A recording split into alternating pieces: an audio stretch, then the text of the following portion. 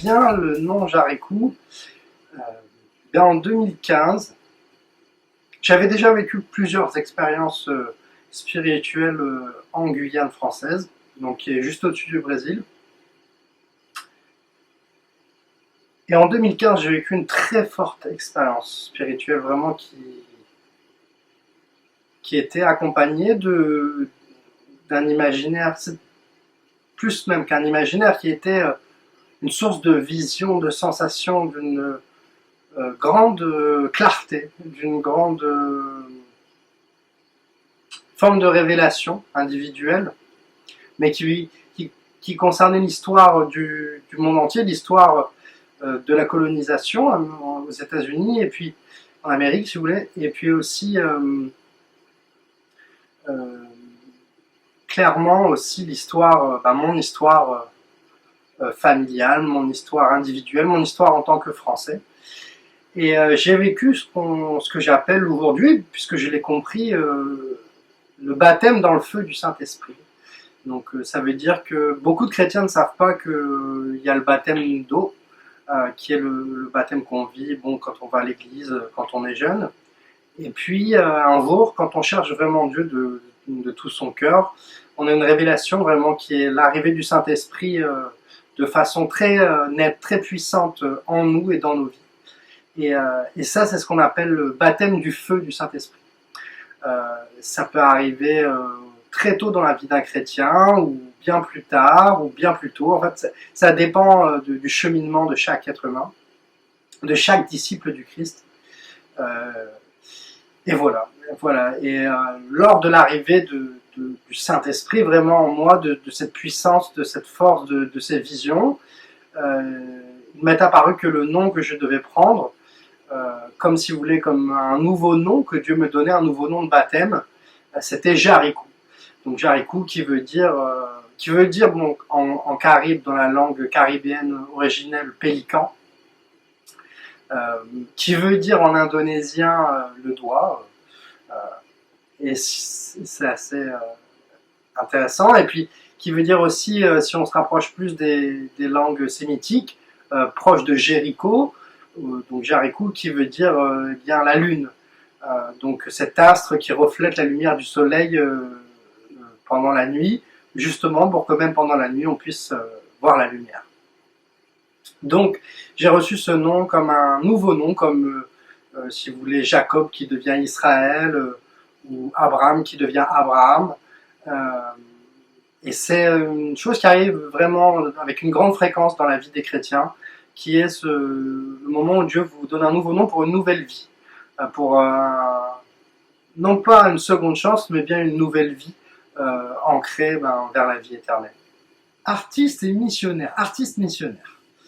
Alors pourquoi j'ai choisi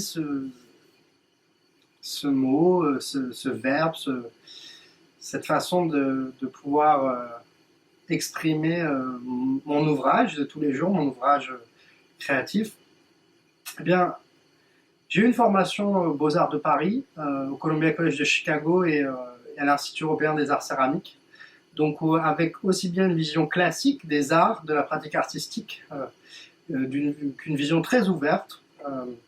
À titre individuel, j'avais aussi fait des œuvres de street art ou des performances, aussi bien dans la rue que dans des institutions, voire même quelquefois en m'invitant dans des institutions qui ne m'attendaient pas. Et plus j'avançais dans mon cheminement artistique, plus j'avais un grand besoin de spirituel, si vous voulez, une force qui m'animait et d'un objectif qui soit plus grand que faire de l'argent, plus grand que, si vous voulez, exposer simplement ou se faire un nom. Je souhaitais vraiment que mon œuvre ait un impact spirituel dans la façon dont je le donne au monde et à mon prochain. Et je me suis, si vous voulez, j'ai vu avec le temps et avec la maturité qu'il y avait vraiment une mission dans la pratique artistique qui était d'aider l'homme à avoir une élévation spirituelle.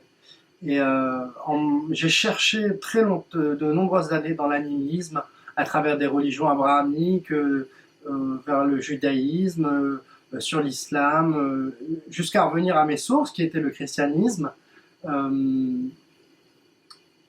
Et je me suis rendu compte que le plus grand message d'amour de toute l'humanité et le message spirituel le plus précis, le plus saint que j'avais rencontré, eh bien c'était dans les évangiles.